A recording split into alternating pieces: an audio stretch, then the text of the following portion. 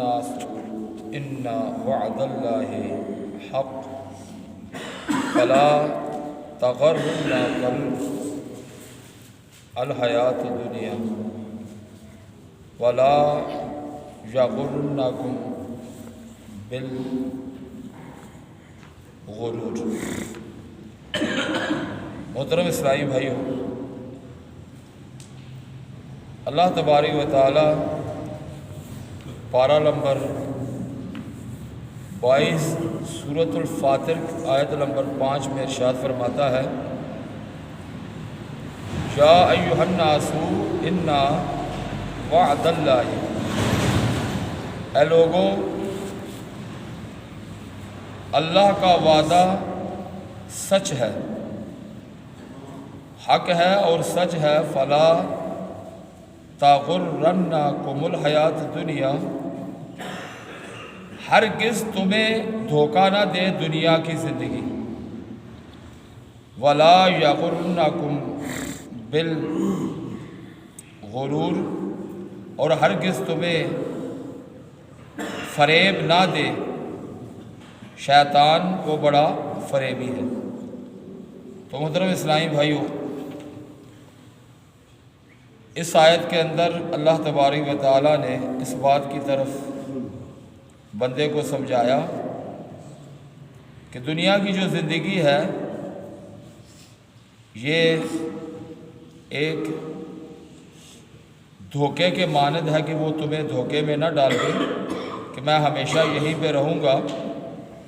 تمہیں ایک دن یہاں سے جانا ہے، اور اللہ کا وعدہ جو ہے وہ سچا ہے، وہ ہو کر رہے گا، اور شیطان تمہیں فریب دیتا ہے۔ شیطان بہت بڑا فریبی ہے۔ یقیناً جو موت اور اس کے بعد والے معاملات سے آگاہ ہے وہ دنیا کی رنگینیوں اور اس کے آسائشوں سے دھوکے میں نہیں پڑ سکتا۔ منقول ہے کہ حضرت سیدنا نوح علیہ السلام نے ایک سادہ سی بانس کی جھوپڑی میں رہائش اختیار فرمائی، تو آپ کے امتیوں نے عرض کیا بہتر تھا کہ آپ کوئی عمدہ مکان تعمیر فرما لیتے۔ تو حضرت سیدنا نوح علیہ السلام نے ارشاد فرمایا، جو مر جائے گا یعنی جو دنیا سے چلا جائے گا، جس کو موت کی مطلب خبر ہے، اس کو یقین ہے اپنے موت کے بارے میں، تو اس بندے کے لیے یہ جھونپڑی بھی بہت زیادہ ہے۔ وہ عیش و عشرت کا کوئی محل بھی جہاں طاق میں ہر گھڑی ہو اجل بھی، بس اب اپنے اس جہل سے تو نکل بھی، یہ جینے کا انداز اپنا بدل بھی،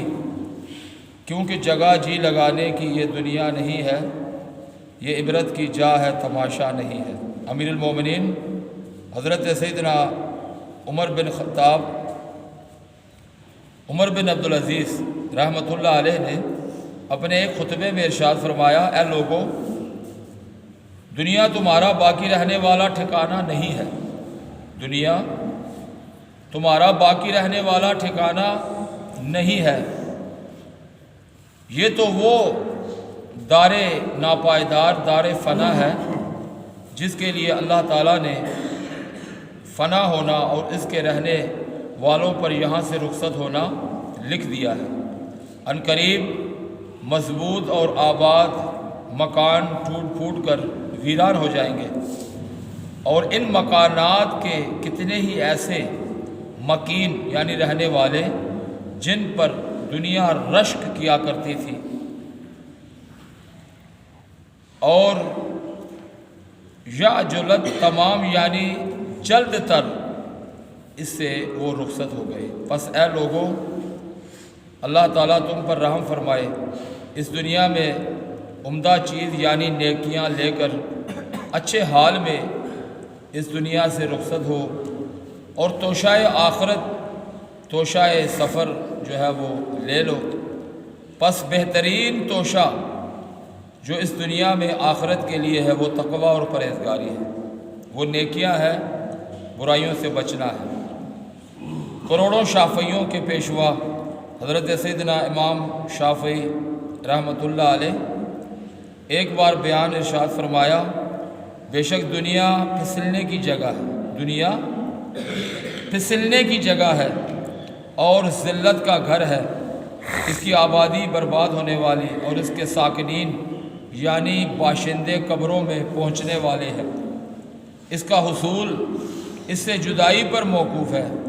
اور اس کی دولت مندی تنگ دستی کی طرف پھیرنے والی ہے، اس میں زیادتی حقیقت میں تنگی ہے اور اس میں تنگی دراصل آسانی ہے۔ پس الحمدللہ عز و جل اللہ تعالیٰ کی بارگاہ میں گھبرا کر تمام لوگ توبہ کر لو اور اس کے عطا کردہ رزق پر راضی رہو، یعنی آخرت کے لیے اجر کا قرضدار فنا یعنی دنیا کے بدلے میں ضائع نہ کرو، تیری زندگی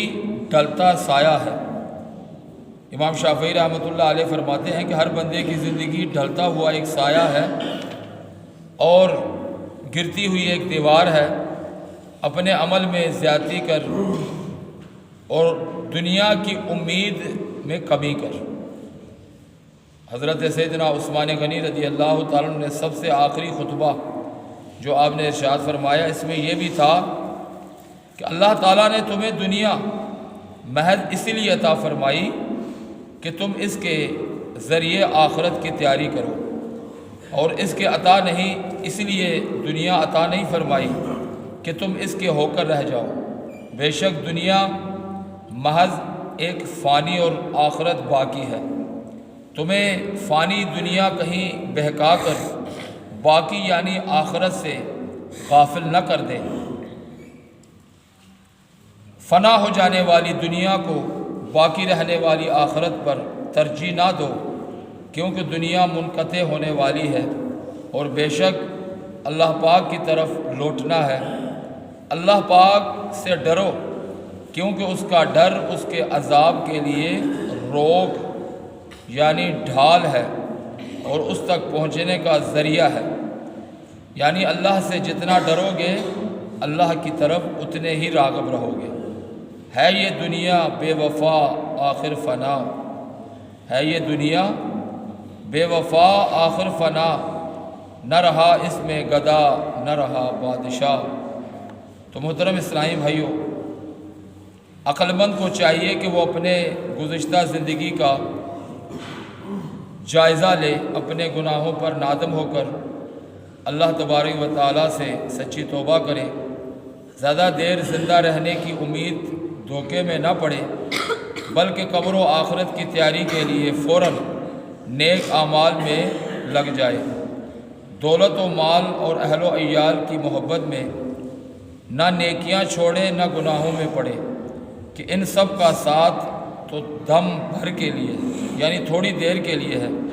اور نیکیاں قبر و آخرت بلکہ دنیا میں بھی کام آئیں گی۔